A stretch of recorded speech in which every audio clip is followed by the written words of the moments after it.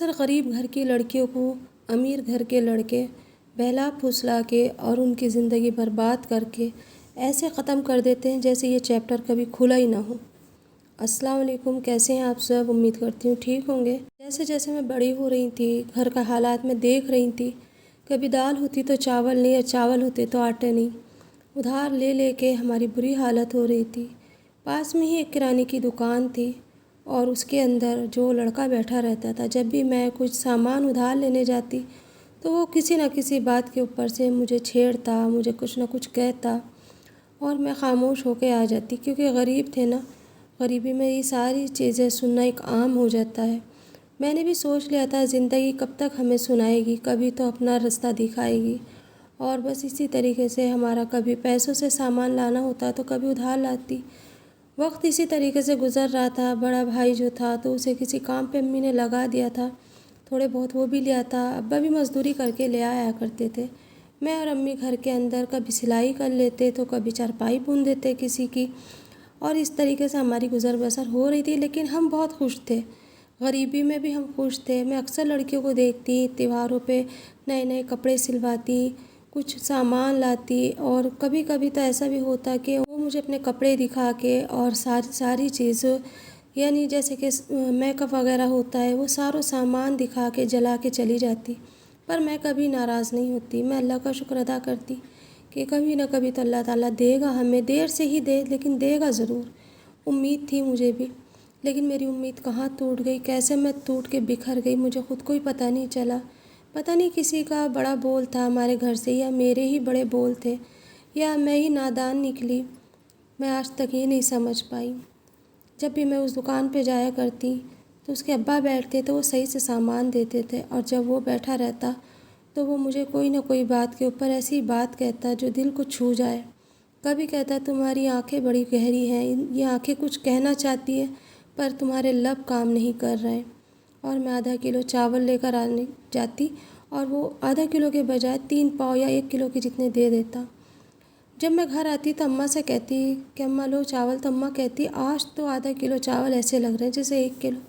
اب میں ان سے کیا بتاتی کہ وہ چاول میں کہاں سے لائی۔ اماں اکثر پوچھا کرتی تھی کس کی دکان سے لاتی ہو، تو میں کہہ دیتی تھی اماں پاس میں جو دکان ہے نا، میں وہاں سے لائی۔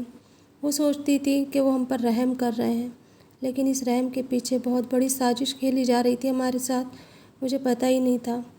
وہ ابا کے دوست تھے جن کی یہ دکان تھی، اور ان کا جو لڑکا تھا وہ آوارہ تھا، شروع سے ہی وہ اسی طریقے سے رہا تھا۔ وہ آتے جاتے لڑکیوں کو ٹون کستا، وہ کچھ نہ کچھ کہتا، کبھی کبھی وہ مجھے بھی بولا کرتا تھا، اور میں یہ سوچتی تھی شاید میری خوبصورتی اسے مائل کر رہی ہے، ایسا کچھ نہیں تھا۔ یہ سوچنے لگی کہ وہ مجھ سے محبت کرتا ہے، وہ مجھ سے پیار کرتا ہے، لیکن وہ ہر لڑکی کے ساتھ یہی استعمال کرا کرتا تھا، لفظوں کے بان چلایا کرتا تھا، اور مجھے بھی اس نے اپنی باتوں میں لے لیا۔ اب تو وہ ایسے کرنے لگا تھا، اگر میں تیل لینے جایا کرتی تو وہ چاول بھی ساتھ میں دے دیتا، اگر میں آٹا لینے جاتی تو وہ مرچ بھی ساتھ میں باندھ دیتا تھا، اور میں خوشی خوشی گھر آتی، ایک چیز کو چھپا لیتی دوسری چیز کو دکھا دیتی۔ اکثر میں ڈبوں کے اندر سامان مسالے ایسے بھر دیتی، اماں کو یہ لگتا گھر میں برکتیں ہو رہی ہیں، یہ نہیں پتہ کہ ان کی لڑکی کی عزت کا سودا بھی کہیں ہو رہا ہے۔ کچھ دنوں کے بعد یہ سلسلہ چلتا رہا، اور ایک دن اس نے مجھ سے کہا کہ میں تم سے اکیلے میں ملنا چاہتا ہوں۔ میں گھبرا گئی، میں نے کہا نہیں میں نہیں مل سکتی، ابا کو پتہ چل جائے گا۔ اس نے کہا نہیں، کچھ بھی پتہ نہیں چلے گا، تم آ جانا، میں بتا دوں گا تمہیں کہاں ملنا ہے۔ ایک دن وہ مجھے پارک میں لے گیا، وہاں پہ ہماری ملاقات ہوئی، کافی دیر ہم بیٹھے رہے، پھر مجھے اس نے کچھ کھانے کی چیزیں منگا کے دی، کہا کہ لو کھا لو، تم کبھی ایسی چیزیں نہیں کھاتی ہو، اور واقعی میں نے وہ چیزیں کبھی کھائی نہیں تھی، میں نے وہ چیزیں کھا لی۔ اب تو مجھے عادت سی ہونے لگی اس کی، ہر تیسرے دن میں پارک میں ملنے کسی نہ کسی بہانے سے چلی جایا کرتی تھی، اور رفتے ہی رفتے اب عادت ہو گئی تھی۔ اب ایک دن اس نے مجھ سے کہا کہ گھر پہ کوئی نہیں ہے، تم اگر آنا چاہتی ہو تو ہمارے گھر آ جاؤ۔ میں نے کہا محلے والے دیکھ لیں گے۔ اس نے کہا کہ سب دوپہر کے ٹائم سو جاتے ہیں، تم اگر آنا چاہو گی تو دوپہر کے ٹائم آ جانا۔ 3 دن کے لیے امی اور ابا شادی میں گئے ہوئے ہیں، اور میں اس کے گھر چلی گئی۔ اس دن ہم نے حدیں پار کر دی، کیونکہ گھر میں کوئی بھی نہیں تھا، مجھے نہیں پتہ تھا کہ یہ کیا ہو رہا ہے میرے ساتھ۔ اس نے مجھ سے کہا کہ میں تم سے شادی کروں گا، باقاعدہ تمہیں اپنی دلہن بنا کے گھر لاؤں گا، اور پھر اس کے بعد میں ہمارے ساتھ وہ سب کچھ ہو گیا جو نہیں ہونا چاہیے تھا۔ میں گھر آ گئی، 3 دن تک لگاتار میں ان کے گھر جاتی اور آتی رہی، اور اسی بیچ میں ان کی اماں بھی آ گئیں۔ جب ان کی اماں آ گئی میں نے آنا جانا بند کر دیا، لیکن اب ہمارا دل تڑپنے لگا، کیونکہ اب ہمیں عادت ہوتی جا رہی تھی ایک دوسرے کے ساتھ وقت گزارنے کی، بات کرنے کی، بیٹھنے کی، اور اب ایسا لگنے لگا تھا بس کسی طریقے سے میں اس کی ہو جاؤں اور یہ میرا ہو جائے۔ میں نے اس سے کہا کہ اب ہم ایسے کب تک ملیں گے، اب ہمیں شادی کر لینی چاہیے۔ اس نے کہا میرے ابا اماں نہیں مانیں گے، کیونکہ میری تو پہلے سے منگنی ہوئی ہے۔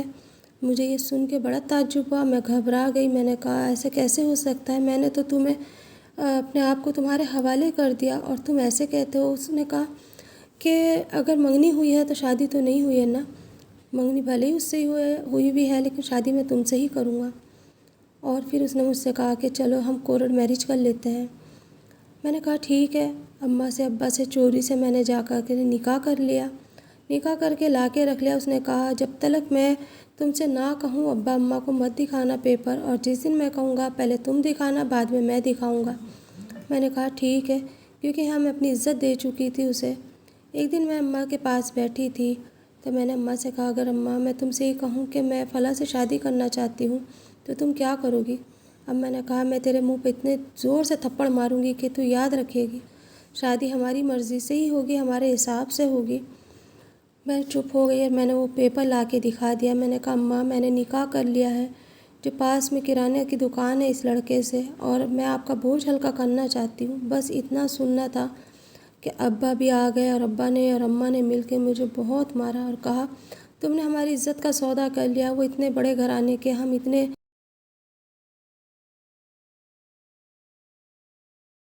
چھوٹے سے گھر میں رہتے ہیں، اور ہمارے حالات بھی انہیں پتہ ہے، ہر وقت ادھار کا لے کے ان کی دکان سے ہم کھاتے ہیں، تم نے یہ کیسے کرا؟ جاؤ بلا کے لاؤ اسے۔ میں بھاگی گئی اور میں نے جا کے اس سے کہا کہ ایسے ایسے میں نے اماں کو اور ابا کو پیپر دکھا دیے، تم جلدی آ جاؤ۔ بس پھر کیا تھا، اس نے جلدی سے دکان بند کری اور کہا تم گھر جاؤ میں بھی آتا ہوں۔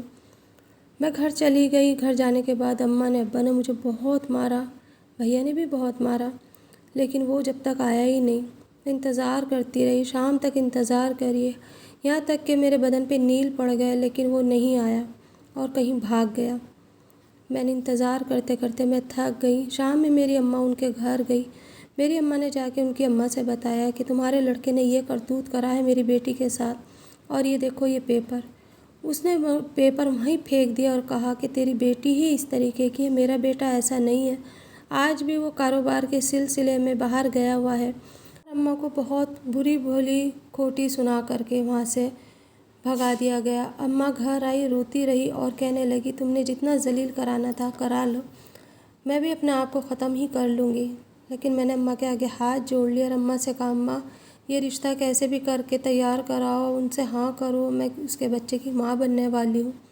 بس اتنا سننا تھا۔ اماں چکرا کے گر گئی، اور اماں کو جب ہوش آیا تو اماں ہاسپٹل میں تھی۔ میں ان سے کیسے بتاتی کہ اماں میں نے اس سودے کے خاطر ہی عزت کا دعویٰ لگا دیا تھا اپنا، میں یہ جو گھر میں راشن لاتی تھی تو وہ عزت بیچ کے ہی تو لاتی تھی، مجھے کیا پتہ تھا کہ میرے ساتھ یہ ہوگا۔ میں تم سب کا پیٹ بھرتی رہی، اور میں نے یہ نہیں سوچا کہ میں اپنی عزت کو کہاں بیچ کر آ رہی ہوں۔ 3 دن کے بعد اماں کو ہاسپٹل سے لے کر آئے، لیکن اب تک وہ لڑکا گھر پہ نہیں آیا تھا، دکان اس کی ابھی بھی بند تھی، اور میں گھبرائی پھر رہی تھی کہ اب کیا ہوگا۔ اماں نے ابا کو بھی یہ ساری باتیں بتا دی تھی، ابا بھی سر پکڑ کے بیٹھ گئے، بہت روئے، بھائی بھی بہت رویا۔ اماں نے بہت مشکل سے مجھے خالہ کے ہاں بھیج دیا اور ان سے یہ کہا کہ کچھ دن کے لیے اسے یہاں رکھ لو تاکہ ہماری بدنامگی سے ہم بچ جائیں۔ خالہ تھی، خالہ نے عزت کی چادر میں مجھے چھپا لیا اور کہا کوئی بات نہیں۔ خالہ بھی بہت پریشان تھی۔ رفتے رفتے میرا وجود دکھنے لگا، اور پھر اس کے بعد میں نے ایک لڑکے کو وہاں پر پیدا کرا۔ نکاح ہوا تھا میرا، کیونکہ میں نے کوئی حرام حلال نہیں کرا تھا۔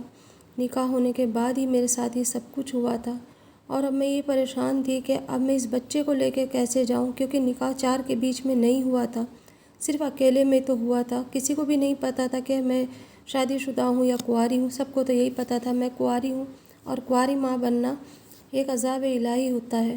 جو غلطی میں نے کری نا، وہ غلطی کبھی کوئی نہ کرے۔ 4 کے بیچ میں نکاح ہوتا ہے تو اس میں عزت ہوتی ہے۔ اکثر لڑکے اسی طریقے سے بہلا لیتے ہیں، پھسلا لیتے ہیں، اپنا کام بجا لاتے ہیں، اور پھر ایسی مجدھار میں چھوڑ کے لڑکیوں کو چلے جاتے ہیں۔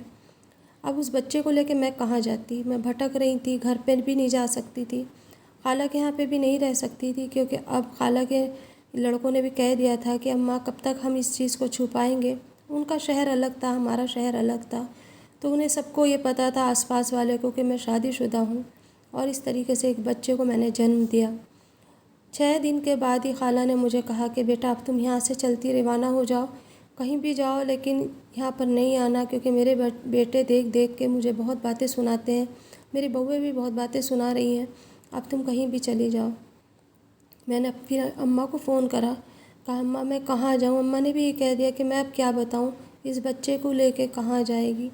کام کر کہ تو گاؤں والے گھر پہ چلی جا اور وہاں سب کو یہ بتا دینا کہ تو شادی ہو چکی ہے تیری اور تیرا شوہر باہر رہتا ہے، اس لیے تو یہاں آئی ہے۔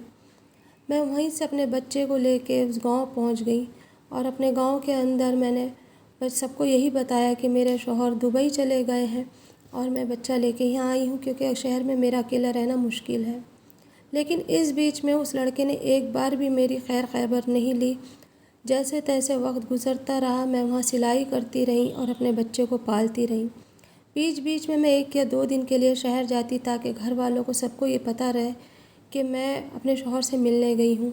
ہر کوئی گاؤں والا کان لگا کے رکھتا کہ اس کا شوہر آتا ہی نہیں، کیا بات ہے، کیا وجہ ہے؟ لیکن میں ان کو کیسے بتاؤں کہ میں بن بیاہی ماں بنی ہوئی ہوں؟ اور اس طریقے سے میں نے کئی سال اس گاؤں کے اندر نکال لیے۔ ایک دن اچانک وہ لڑکا آیا اور آ کے کہنے لگا کہ میرا بچہ مجھے واپس دو۔ اب میرا بچہ 5 سال کا ہو چکا تھا۔ 6 سال سے میں پریشان تھی، بھٹکتی پھر رہی تھی، لیکن اب وہ دعویٰ کرنے آیا کہ میرا بچہ مجھے واپس دو۔ کیوں؟ کیونکہ اس کی جو بیوی تھی وہ بانجھ تھی، وہ ماں نہیں بن سکی۔ میرے وہاں سے نکلنے کے بعد ہی اس کا دوسری جگہ نکاح کر دیا گیا تھا اور اس کی بیوی کو بڑی دھوم دھام سے رخصت کر کے لے کر آئے تھے۔ میں یہاں در بدر کی ٹھوکریں کھاتی پھر رہی تھی اور وہ وہاں سحری کے پھول کھلا رہا تھا۔ اس ٹائم اسے یاد نہیں آیا کہ میں کہاں ہوں، میرے بچے کیا ہوگا۔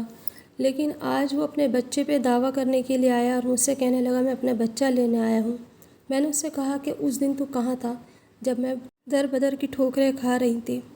اس نے کہا کہ میں تمہیں بدنام کر دوں گا اگر تم نے میرا بچہ مجھے واپس نہیں دیا تو۔ اور مجبور ہو کر کے مجھے اپنے بچے کو اسے دینا پڑا، کیونکہ میں بہت پریشان تھی۔